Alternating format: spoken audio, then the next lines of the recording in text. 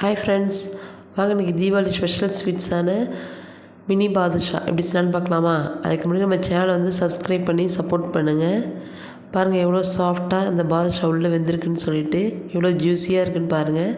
நீங்களும் ஒரு தடவை கண்டிப்பாக ட்ரை பண்ணி பார்த்துட்டு கமெண்ட் பண்ணுங்கள். நம்ம சேனலை லைக் பண்ணுங்கள்.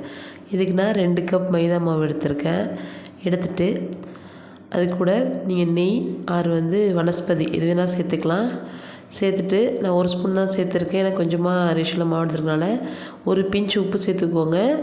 1/2 spoon baking soda, 1/2 spoon baking powder சேர்த்துட்டு மாவு நல்லா ஒரு நல்லா பிசைஞ்சு விட்டுங்க. கிளறிட்டு அது கூட கொஞ்சமாக சுகர் சேர்த்துக்கோங்க. ரொம்ப வேணாம், லைட்டாக சுகர் சேர்த்துக்கோங்க. சேர்த்துட்டு கொஞ்சமாக தயிர் ஆட் பண்ணிக்கோங்க. நான் வீடியோ எடுக்கலை.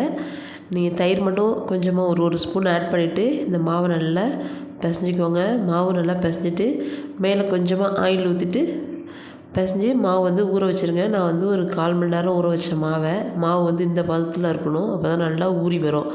மாவு நல்லா சாஃப்டாகவும் இருக்கணும் நம்ம பிசையக்குள்ளேயே. இப்போ நம்ம சர்க்கரை பாவு ரெடி பண்ணிக்கலாம். நான் இப்போ 2.25 கப் சர்க்கரைக்கு 1 கப் தண்ணி சேர்த்துருக்கேன். ஏன்னா உங்களுக்கு அந்த கொஞ்சம் திக்காக இருக்கணும் பாகு அதனால் அந்தளவு சேர்த்துருக்கேன். இப்போ ஏலக்காய் இடித்து சேர்த்துக்கோங்க. சேர்த்துட்டு அது ஒரு பக்கம் ரெடி ஆகட்டும். இப்போ மாவு இதுமாரி உருண்டைகளாக உருட்டி நடுவில் லைட்டாக ஒரு சின்னதாக ஒரு குழி மாதிரி வச்சுக்கோங்க. அது பாருங்கள் நான் எப்படி ப்ரெஸ் பண்ணுறேன்னு பாருங்கள். இதுமாரி ரெடி பண்ணி வச்சுக்கோங்க. எல்லா மாவையும் நம்ம அதுமாரி ரெடி பண்ணி வச்சுக்கலாம். எடுத்துகிட்டு இப்போ பாகு லைட்டாக பிசுபிசுப்புன்னு தன்மையோடு இருக்கணும். பாகு பதெல்லாம் வர வேணாம். அந்த பிசுபிசுப்பு தன்மையோடு இறக்கி தனியாக வச்சுக்கோங்க. ஆற விட்டுருங்க. இதுக்கப்புறம் ஒரு கடாயில் எண்ணெய் ஊற்றிக்கோங்க.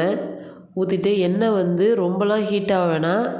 கொஞ்சம் தான் லேசாக சூடு வந்ததோட இது எல்லாத்தையும் சேர்த்துருங்க. பாருங்கள் இந்த அளவுக்கு சூடு இருந்தால் போதும். இந்த மாதிரி ஸ்லோ ஃப்ளேம்லேயே வச்சு இதை குக் பண்ணுங்கள். அப்போ தான் உள்ளேயும் நல்லா வெந்திருக்கும், வெளியிலையும் கொஞ்சம் கிறிஸ்பியாக நல்லாயிருக்கும் சாப்பிட்றதுக்கு. நீங்களும் கண்டிப்பாக ட்ரை பண்ணி பாருங்கள். நம்ம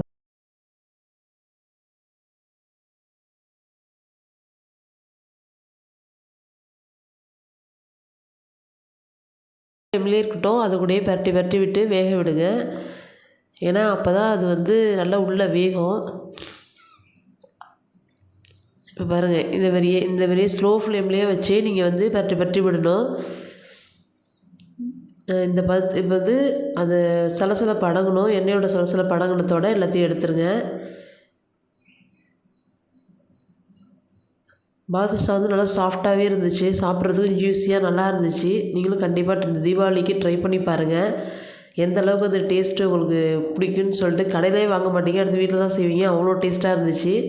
இதே ரேஷியோவில் செய்யுங்க. இப்போ ஜீரா பாவில் போட்டு ஒரு 10 நிமிஷம் சும்மா அப்படியே பரட்டி விடுங்க. ஏன்னா அப்போ தான் உள்ளே கொஞ்சம் ஜீரா பாவு இறங்கும். இப்போ இதை எடுத்து சர்வ் பண்ணலாம். செம்ம டேஸ்ட்டாக இருந்துச்சு. நீங்களும் ட்ரை பண்ணி பார்த்துட்டு எப்படி இருக்குன்னு கண்டிப்பாக கமெண்ட் பண்ணுங்கள். பிடிச்சிருந்தா நம்ம சேனலை கண்டிப்பாக சப்ஸ்கிரைப் பண்ணி சப்போர்ட் பண்ணுங்கள். லைக் பண்ணுங்கள், ஷேர் பண்ணுங்கள். Thank you friends.